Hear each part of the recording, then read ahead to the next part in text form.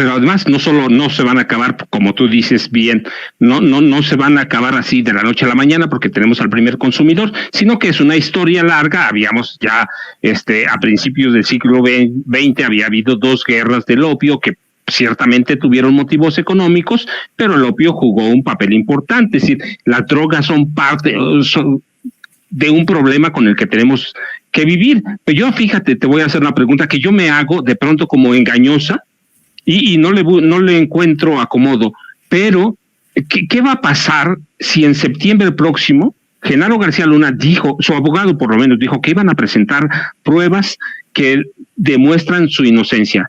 La pregunta es, bueno, ¿qué va a pasar si verdaderamente, haciendo de abogado del diablo, yo digo que no va a pasar, pero bueno, puede, siempre hay que dejar una rejita, ¿no? Como periodistas siempre decimos, no, espérate, ¿qué va a pasar si verdaderamente presenta pruebas y el juez que lleva el caso allá en Nueva York dice, pues el señor es libre? Yo de pronto veo, si hoy hay un reacomodo de las fuerzas del narcotráfico, si lo sueltan, pues va a haber un reacomodo grandísimo. No sé cómo tú lo veas, pero...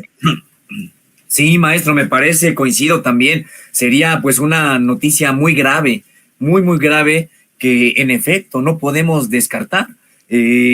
Claro que las pruebas han sido, a mí, desde el punto de vista, contundentes, más allá de lo que algunos han señalado, de que no, que son dichos, etcétera. A mí me parece que esos dichos en realidad son pruebas cuando no son dichos aislados, sino son declaraciones que logran contar un hecho, incluso viniendo de personas que estuvieron en puntos o en estructuras distintas, en organizaciones incluso distintas, pero todas confluyen en eso. Además, ¿qué más pruebas que las propias cuentas de Genaro García Luna, la riqueza acumulada? Y la verdad, lo que se narra pues en tu libro prácticamente no deja lugar a dudas. Entonces, me parece que es remota esa posibilidad, pero también coincido, sí existe. ¿Y por qué existe? Porque también en Estados Unidos, por supuesto que juegan política, por supuesto que están en periodo electoral y por supuesto que ellos tienen responsabilidad con respecto de Genaro García Luna, porque en efecto, la primera pregunta hacia Estados Unidos que tendrían que hacerse es, bueno, pues, ¿y nosotros dónde estábamos? Con él trabajamos, con él compartimos información. De hecho, nosotros como Estados Unidos lo apuntalamos. Entonces, en realidad me parece que si hay una posibilidad en ese sentido, y tendría que ver contratar incluso de que, pues de lo que ya ocurrió con el propio juicio, que se acotó para que todo quedara en Genaro García Luna y no hubiera estas investigaciones o no se generaran esas líneas de investigación que son naturales, tanto a los lados como hacia arriba. Por supuesto que si Genaro García Luna estaba involucrado, pues la investigación de manera natural tendría que apuntar a Felipe Calderón y a Vicente Fox, y también hacia los lados, hacia los secretarios de defensa con los que él convivió, de Marina, los directores del propio CISEN, etcétera. Entonces, no, todo se empezó a acotar ahí, porque si nosotros empezamos a preguntarnos hacia Genaro García Luna y por lo tanto a Felipe Calderón, pues también no solamente esto tocaría hacia México, sino también a los directores de la DEA, a integrantes del propio sistema político estadounidense,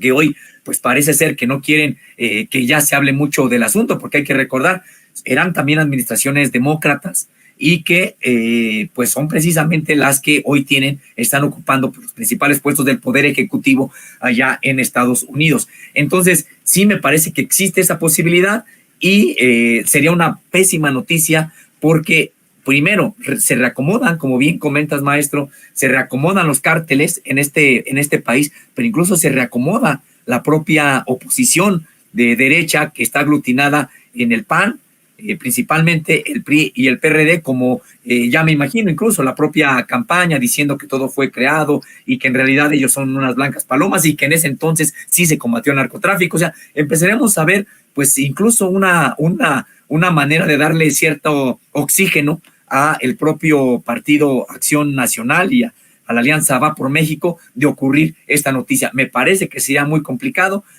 pero bueno, de todas maneras seguiría el proceso electoral y de la continuidad o no de la manera en que ahora se trata al propio narcotráfico, pues estaría por decidirse.